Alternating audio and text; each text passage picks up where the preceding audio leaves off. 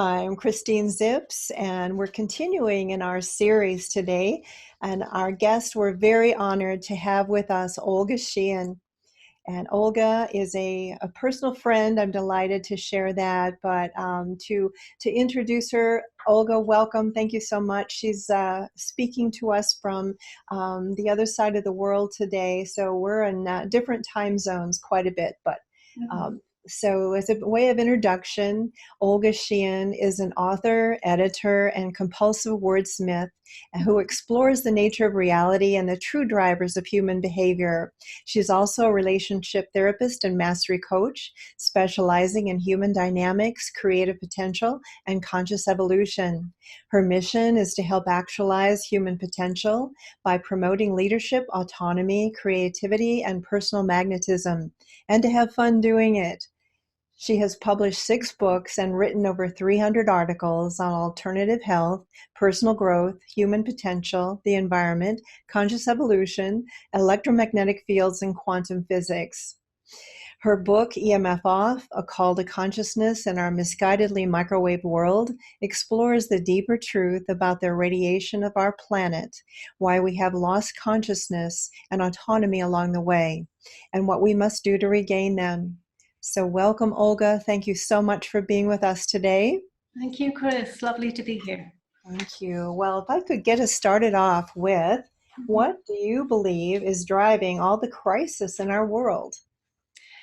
I think there's a much bigger picture that we're not really seeing. And there is a problem, a deeper problem that is not being addressed. And it's something that I've been working with on myself, in myself, and with clients for the last 26 years. And it's all to do with how we've been programmed. Now, it's very interesting because if we look at all of the things that have unfolded recently, we're looking at lots of crises around us. A lot of people right now are focusing on 5G, for example, which seems to be getting people's attention because it's so potentially disastrous. But it's really just the latest thing in a series of crises that are unfolding that are all coming from the same origin. So I'd like to just go back in time and take you back in time just for a few minutes to give you some context as to where that came from. Absolutely. So, many centuries ago, we're going back to the early 300s, our ancestors, and way before that, in fact, were very wise and had tremendous innate wisdom. They studied cosmology, they studied physics, sacred geometry, and they were passionate about enlightenment. And they were very much about uniting people and communing through nature and promoting coevolution with our living cosmos. And this was knowledge that had been there for many, many thousands of years. And then in those early 300s, along came the Roman church state, and it imposed its doctrines upon our ancestors with huge effect. And people aren't really making the connection between that particular, what I call a takeover, a religious takeover, and how that takeover has led to the current tech takeover. I'd like to show you how those two things. Absolutely. That's fascinating. And not to interrupt, but I can't help but wonder how you got upon that, because I believe that little tidbit is well hidden from society. Very well hidden. Yes, and I think people can get very worked up if they are religious and they've grown up religious, and of course they'll have had a certain amount of programming, and it's affected all of us, even if we're not religious. And I'm not. I would say I'm spiritual, but definitely not religious. And I know same here, yes. But this programming is now so pervasive and is so deeply embedded in our psyche, and I'll go into that in a minute to tell you what that is, that we don't even know it's there to start with. It's been happening and growing and expanding over time, over many, many generations, to the point where, well, we're completely disconnected from who we used to be and who our ancestors were. So if we go back to that time, that particular takeover involved several different things. The first is that our ancestors were stripped of their spiritual autonomy. They were forced to submit to an external authority, which was this self-appointed church hierarchy. And they had to give up their own spiritual beliefs and their own innate wisdom and all that deep connection that they had with the earth, the reverence for the earth And they knew that we depended and co-created with that living Earth, the living planet, and the living cosmos. One quick question. Yeah. This seems so innate, so embedded in their nature. How were they able to be stripped of this? What made that force that powerful to be able to accomplish that? Well, they were literally persecuted, they were tortured, and they were massacred. If they did not submit to the church, they were burned alive. So I would go as far as to say, and this is absolutely true, in fact, that our ancestors were burned alive because they believed in themselves. And so there is now, because that got handed down, and there are several other things that happened in this process that I'll go into as well, but we now have a deep fear of authority. We also defer to outside authority. We've given up on our own authority. We're not really connected to the fact that we are very powerful and that we are creators and that we are meant to create. So instead, because of what happened through the church, we had to give that up. Our ancestors were forced to give that up. A lot of the knowledge went underground, and some of it has survived. In fact, some of it gave rise to the fundamentals of computer science. In fact, we wouldn't even have the digital age today were it not for some of the wisdom that came from our very early ancestors and from that ancient wisdom of antiquity, which they derived from their direct connection with the cosmos. So there's a wealth of information and tremendous enlightenment and wonder and passion that they had for being the best people that we could be. And they also had a very deep awareness of how we were all connected. And we're now sort of starting to see this through quantum physics, where we are part of a unified field. I think there were two key things that happened, and I'm going to talk about the programming that actually unfolded from this. But the first thing that happened when the church stepped in and enforced its doctrines, which were very alien to the people of the time, is that it derailed our evolution. It also disrupted the natural order of things. And so we got increasingly disconnected from the earth, from our food. Things began to be denatured, and it started with food. We started to separate from the bounty of the earth. We started to separate from our appreciation of and understanding of the planet that fed us and of which we were an integral part. So yes, that's part of it, but that wisdom goes back a long way, and it affected everything thereafter. So I'm going to talk a little bit more about the programming, and you'll get to understand why we are in the state that we are currently in. Perfect. When the church imposed its doctrines back then, as I said, very alien doctrines, this external God that our ancestors had to defer to, which was very much against what they knew to be the way to live. They knew it was actually the opposite of the way we needed to go to flourish, to evolve the way we have the power to do.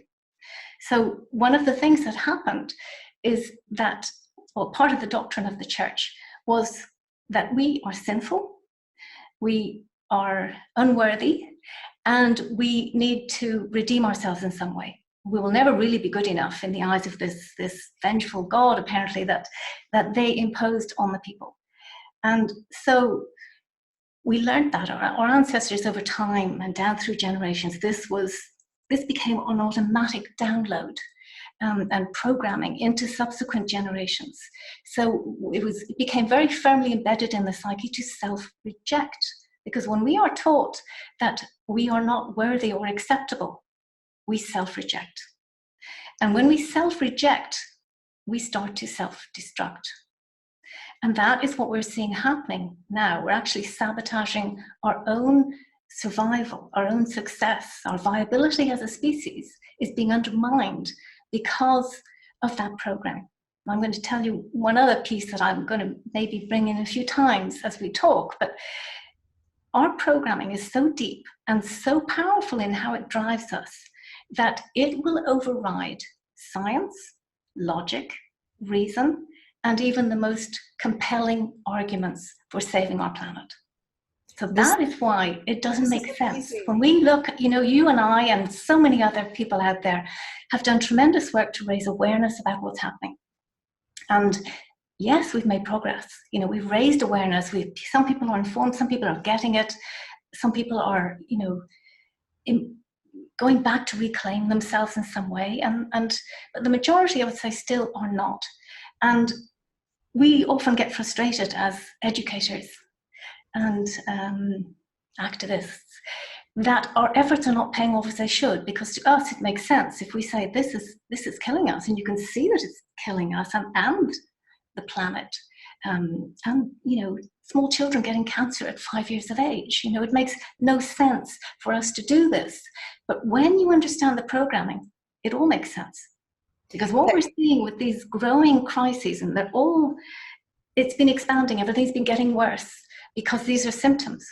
You are answering so many of my questions, basically just to say that we all see this, I believe. And I also think that we as activists might be what's considered as watchmen, but for whatever reason, our wiring has given us the ability to see what's coming down the track, so we can kind of let people know what's happening. But I think there's a pervasive feeling among the collective that things are not quite right. Things might even be totally upside down, but maybe we don't want to go there. Maybe we don't want to face it. But I'm so amazed and impressed that you have touched upon this, and you've answered so many of my questions, which were like, what does this cost us? What have we lost? Yes. As well. And you've even touched upon how it relates to what's happening with Wi-Fi in schools, and how that's related to the chronic conditions that have run parallel over the last 20 years in lockstep with the proliferation of wireless technology. Yes. And yet we've been stripped of so much, Chris.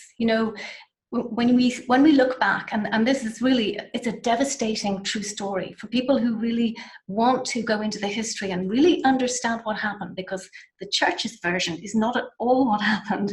There is a very different story. It's a bit like the wireless industry telling us that things are a certain way, and those who are uninformed accept it. We know better because we've done the research. So if you go back and you look at what really happened to our ancestors, it's devastating, really, truly devastating what happened. Whole cultures were wiped out and things were demonized. Like our spirituality, in our ancestors was demonized. And so now we find scientists and many people feeling very uncomfortable talking about spirituality, as if it's some kind of new agey, fringy thing, when it's an integral part of who we are. We absolutely need it for our evolution.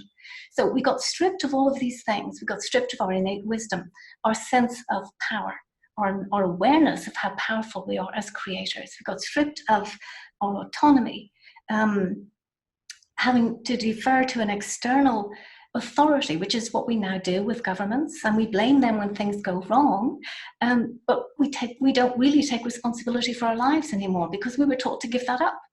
Another thing we learned in this whole process of being programmed to believe that we are not worthy is we have learned to condemn. We condemn ourselves, we put ourselves down, we're full of insecurities, doubts. Young people are racked with self-loathing sometimes, they even resort to self-harm. This is what happens with programming. Exactly. Anxiety, depression, suicidal ideation, suicide. That's right. Off the charts. So sad, but it's why we're doing this. Yes. So it's the programming. To me, the programming is at the root of everything. That if we don't address that, we're basically in palliative care. We are not addressing the root cause of what is producing this explosion of symptoms. And it goes like this, as the split widens. I call it the split from our true selves way back then. And the split is forever widening. So we have this vast chasm between who we are meant to be and who we have, I can say, evolved into, but it's not really the way we were meant to evolve. So now here we have, not surprisingly, a takeover of a different kind. And it would not have been possible without that earlier takeover happening. So we now have a soulless, heartless technology that is running our lives because we were stripped of all of that. We have to get that back. So reprogramming ourselves is everything. Changing our minds changes everything. That's where we'll get the breakthroughs and the magic happening. This is wonderful, and I wanted to ask you, in your opinion, what can we do to bring ourselves and the situation around? And is it possibly too late? Is it ever considered too late? I'd like to never give up, but what are your thoughts on that? Well, let's do a little exercise.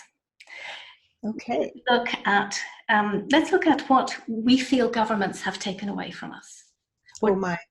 Or what the wireless industry has done to us. Because I know a lot of people say to me, Olga, why should I have to do anything? The government did this to us. Look at what they've harmed us. They have to fix it, right? It's their issue. They cause this damage. They're still harming me. It has to be fixed. It has to change. We need new laws. We need to fix this. We need to have our rights protected and all of this stuff. That's part of giving our power away when we think that way, yes? Well, that too. But we've been taught to do that. And yeah. So here's what we look at then.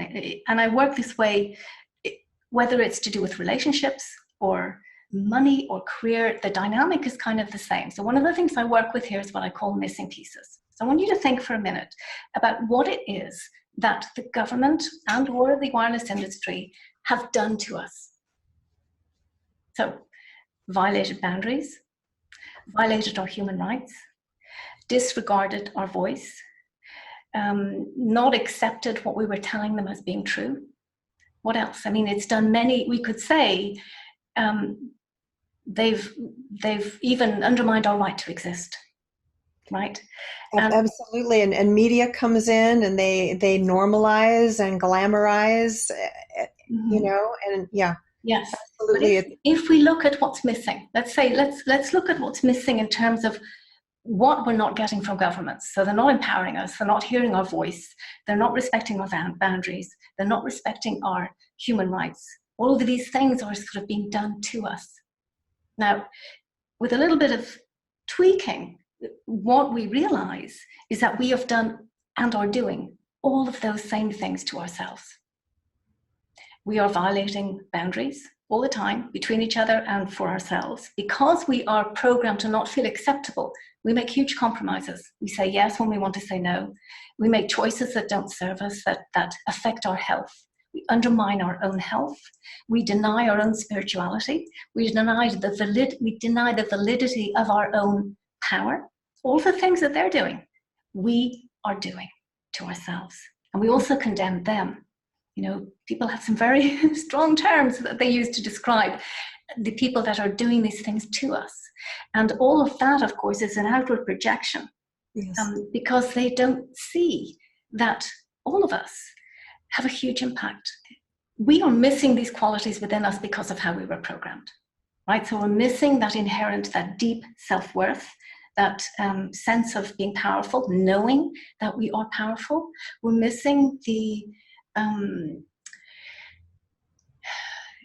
sense of being more than good enough, being able to orchestrate our own lives and to take responsibility for our lives and to take action, knowing that, trusting that we can actually change things. Because I think a lot of people have given up. They don't know. They don't think they can do anything. They say, look at the size of this industry. It's massive. It's running the world. What can I do? Exactly. David and Goliath, classic. Yes. But when we understand that these qualities that we're seeing reflected back to us as missing are missing in us, and we have to start filling them in practical ways. We literally have to start giving ourselves what they are not giving us. And that's hard for some people to take because they think, well, look, they owe us. They harmed us and I've been harmed, you know. Yes. We have to step up. We have to go higher. We have to say, hang on a minute. If it's true that there's something that we can do, or that we are in fact all driving this in the first place, then the power is here. It's not out there. And it's not going to, we already know it's not really working to do it this way. We're treating this, we're trying to attenuate the symptoms. But if you think about it, even if we stop 5G, what then? We still have 4G, 3G, we still have climate change, we still have corruption, we still have disease, which is exploding across the planet. These are all the same symptoms of the same thing that's not being addressed, which is our programming. So we have to start in very practical ways, filling in what's missing in us, what we see, and we figure that out by looking outside. We either look at a relationship and see what's missing, or any relationship we have. It could be a personal relationship, it could be a relationship with a colleague, a boss, or the industry, the wireless industry. And we have to ask ourselves, what's missing? Because that tells me what's missing in me, and that's how it works. We're that powerful. We just haven't made the connections between what's going on inside us and what is manifesting out here. And with quantum physics, we are now getting to understand that connection. Our ancestors already knew this. They were already way ahead of where we are. We're just starting to glimpse, what this is about and how the world really works, right? So we now know that, and this is confirmed, this is not new agey stuff. This is not me just conjecturing. We know that our thoughts have an electrical charge. This has been measured. We know that our emotions have magnetism. So all the time we are transmitting an electromagnetic signal. And we are very powerfully telling the world what we think we are worth. And then through our actions, we're also telling people what we think we're worth. I mean, by virtue of what we say yes or no to, we tell them what we think we're worth. And we know, and I know from working with people for the past 26 years, most people, I've yet to meet anyone who does not have issues around self-acceptance. And that self-acceptance, as I said, if we don't have a healthy level of self-acceptance, we are going to be self-rejecting. And that plays itself out in, as I said, the self-sabotage. So undermining our own success because we're full of fear, doubt, all of the things that are the opposite of the truth. So we need to get back to the truth, and we need to see that we are very powerful, and that the key to breaking through this and really understanding what this is all about, because every crisis is a call to empowerment. And this one, my goodness, is the biggest one we've had. So we need to rise to that challenge knowingly, with wisdom, and say, okay, hang on, it's not working the other way. If it's true, and quantum physics is telling us that it is, that we have an impact on our reality. We can, in fact, now, going through certain procedures, change our reality. And that includes our environment, that includes EMFs, that includes this whole bigger picture of 5G. Right. It's our power to change it. Absolutely. And I hate to disturb your flow. You're going so well, but I have these questions, and I'm wondering that you've done so much work along these lines. I'd love to share a little bit about this wonderful book that you've written to kind of get us along this path. But it seems to me, from what I'm understanding, if I'm picking it up correctly, that first what's called for is for each one of us to get quiet, to be self-reflective, to examine what is missing in my life. Everyone to ask what's missing. We have to go back to the basics before we can build and grow and strengthen, and realize that we've been giving our power away to those we perceive to be in power, whether they be government, corporations, and in fact, they only have the power that is written on a piece of paper. They take an oath to support the system that is being the bully to try to force this on us. And actually, I'm going to jump in. They have the power that we have given them. That we have given them. That's what I was getting to, but maybe not so quickly. Yeah. Exactly. We have given them the power over us. And that is what we all need to believe and realize. And I'm wondering, say we all do this, it seems not realistic necessarily to believe that everybody's going to get on board, everybody's going to do their homework to do this big shift. Do we need everyone to do it, or maybe a tipping point of, say, 10% to really make a difference? But we need to start telling ourselves the truth, which is that we can make a difference, even if it's only one of us. So yes, of course, the more of us that do it, and the faster we do it, the more we're going to see things shift. And that's very powerful. And together, because we are all connected in this unified field of consciousness that we now know, again, through quantum physics, unites us all. We are all interconnected. There's no separation. And that's hard to see. And here's an interesting thing to think about. If we were able to see wireless radiation and its effects on us, we'd probably be scared into action, right? Or even more reaction than we're in now. What if we could see the unified field that connects us all, and how we have an impact on it. What would that do? Exactly. And have you seen artists' rendering of what it does, what it would look like if we Yeah, could see it? I have. Yes, it'd Yeah, be but to really have that incredible. to have that understanding that we are amazing, we have tremendous power, we don't end here, and that universal life force doesn't screech to a halt outside our skin, right? It's throughout us. We are part of that co-evolutionary process. That's the way it was always meant to be. And we've lost that. We've lost that connection. So yes, to get back to your question, the more of us that do it, the better. And certainly parents are programmers, and they have to be. They have to program in a sense of right and wrong, a sense of what's safe, a sense of what to do, what not to do. And we have lots of good programming that we don't want to mess with. But there's a huge amount of negative programming that automatically gets handed down.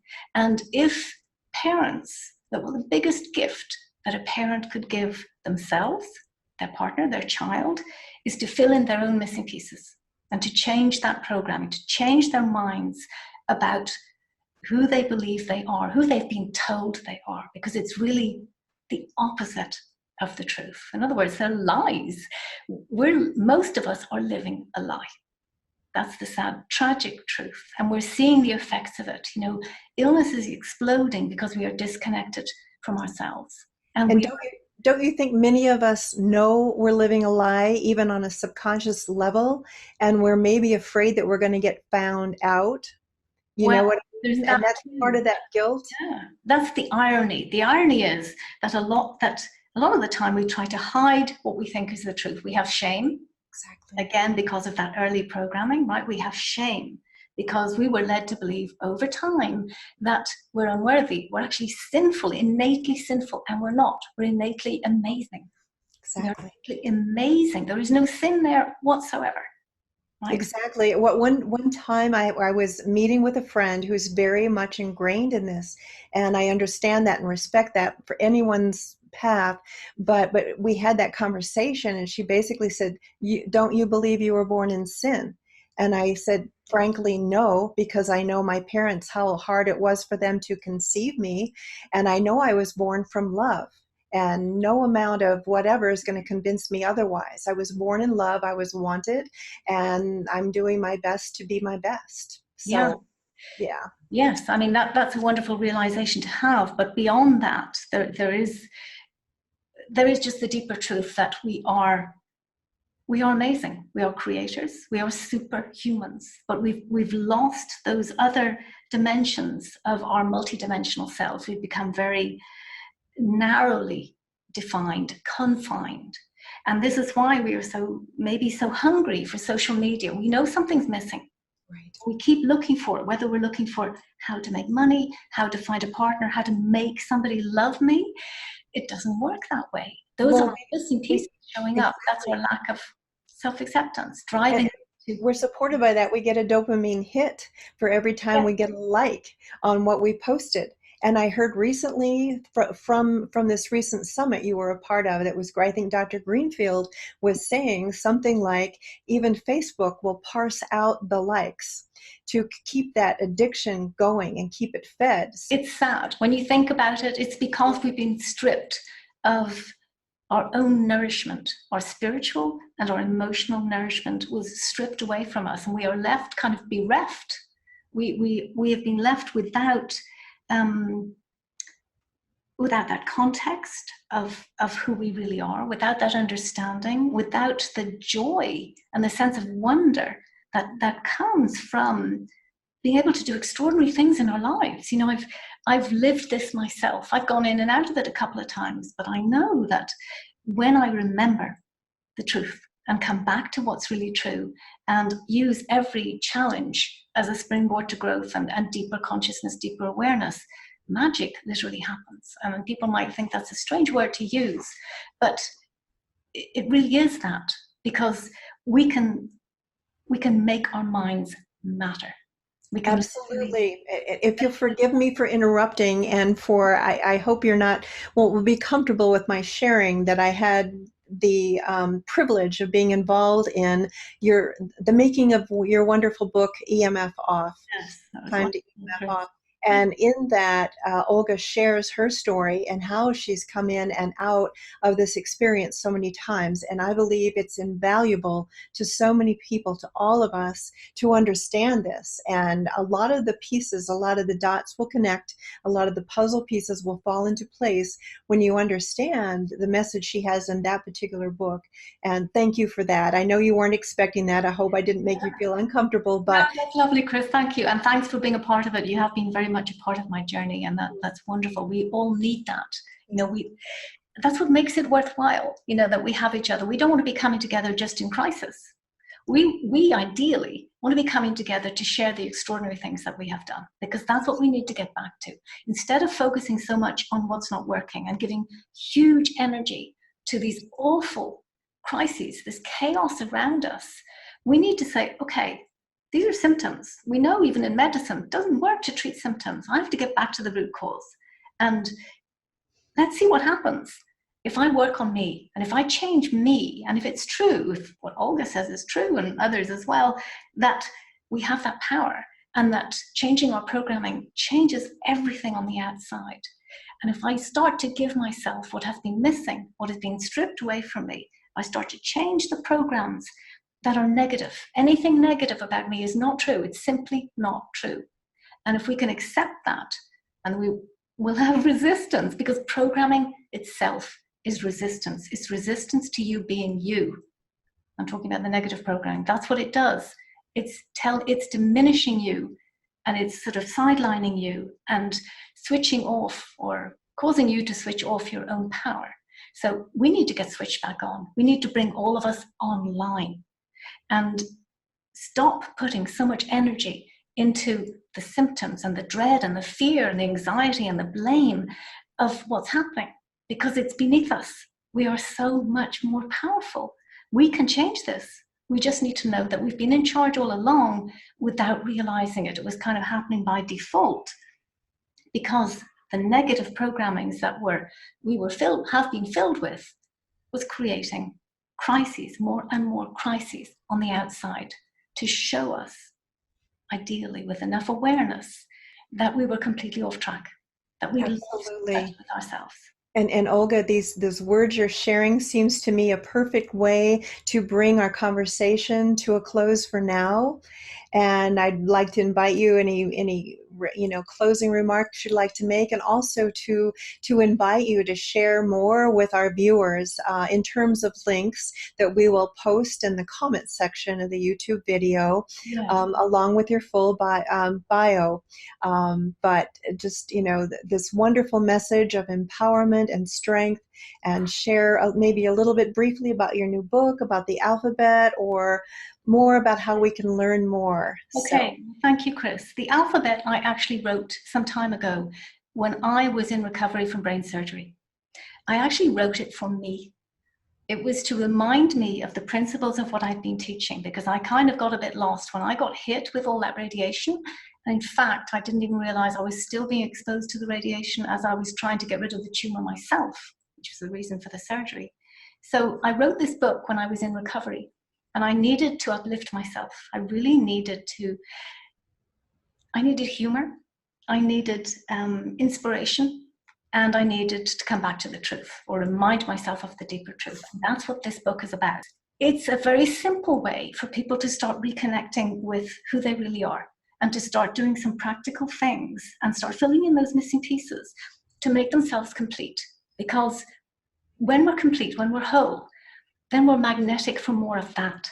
Instead of being magnetic and attracting more of the self-rejection, the condemnation, the stuff that doesn't work, the relationships that don't work out, all of that stuff, instead we attract what works. We attract more of the stuff that we ourselves embody. So if we have self-love, if we have a sense of wonder, if we love life, life will love us right back. Exactly. Beautiful, beautiful topic. And how many times have we had that proven to us when we're thinking we're having a bad day? Then things don't work so well. But when we're on top and on top of our game, it's amazing what things will come to us. And sometimes we'll think they're coincidence. They're not. Absolutely. And So, we are that. And it's wonderful. I mean, I know it's very hard for people who are ill. I know what it's like.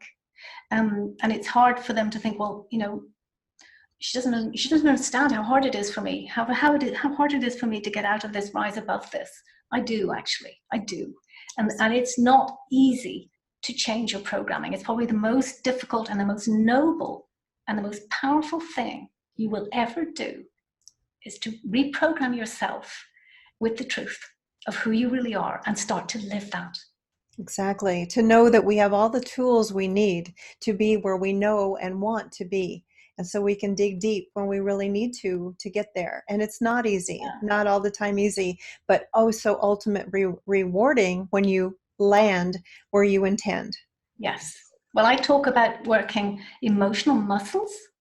So I like that. Yeah. Yeah. And it's the same as going to the gym. A couple more minutes. I know we're running over, but when we go to the gym, if we want to build a physical muscle, we have to work against resistance. This is what we do in proactively building our own sense of self, the way it's meant to be. We have to go back and do it ourselves now because we were wrongly programmed and we're completely off track with who we are and with our evolution. But we can change that. Only we can change that. So that resistance is there in the form of challenges with people, maybe conflicts with people. All of those things are showing us what is missing that we need to fill in. And there are very practical ways to do that. The alphabet of powerful existence will help people to get started with that process. Thank you. I can attest. I've begun reading, and I would just love to put everything aside to focus on that. And I will, because I know it's important. But thank you so much for bringing this out and for being with us today. And just for everyone, please feel free to click on subscribe and like and share this vitally important message from Olga to bring this together for our children. We're addressing all of these items, Wi-Fi in schools and the chronic conditions from the pulse microwave radiation emitting from wireless devices, cell towers, etc. But it's not all gloom and doom. There are solutions here. So thank you again so much for being with us today. And thank you for what you're doing. Thank you. Bye for now. Bye.